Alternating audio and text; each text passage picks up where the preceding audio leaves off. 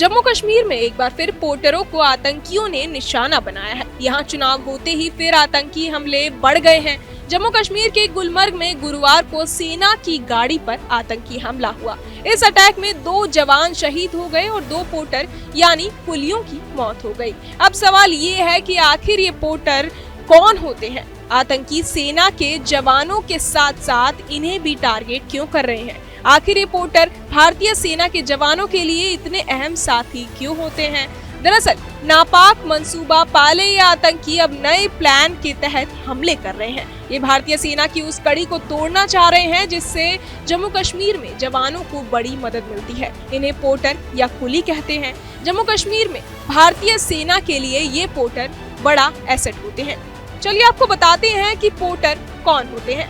जम्मू कश्मीर में ये porter army वालों की मदद करते हैं। ये सेना के लिए बड़े मददगार होते हैं।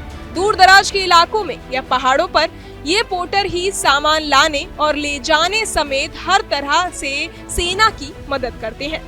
दरअसल जम्मू कश्मीर के गृह मंत्रालय ने साल 1948 में रक्षा श्रम खरीद विभाग की स्थापना की थी। इसी के तहत पोर्टर सेना की मदद के लिए शामिल किए गए थे। ये पोर्टर सेना के जवानों के साथ सीमा पर हथियार लेकर तैनात नहीं रहते या फिर ये दुश्मनों से नहीं लड़ते, बल्कि इनका मुख्य काम भारतीय सैनिकों की मदद करना होता है। दूरदराज के इलाकों में ये पोर्टर सैनिकों की मदद के लिए काम करते हैं। बेस कैंप से सैनिकों तक कुछ सामान पहुंचाने या फिर तैनाती की जगह से सामान लाना ही इनका असल काम होता है। कुल मिलाकर कहा जाए तो पोर्टर सेना के लिए सामान ढोते हैं और पहुंचाते हैं। ये भारतीय सेना के जवानों की मदद करते हैं, इसलिए इन पोर्टरों को पैसा भी भारत सरकार ही देती है। इनकी कोई सैलरी नहीं होती, बल्कि काम और दिन के हिसाब से पैसे मिलते हैं। जम्मू कश्मीर में बकायदा इनकी भर्ती निकलती है।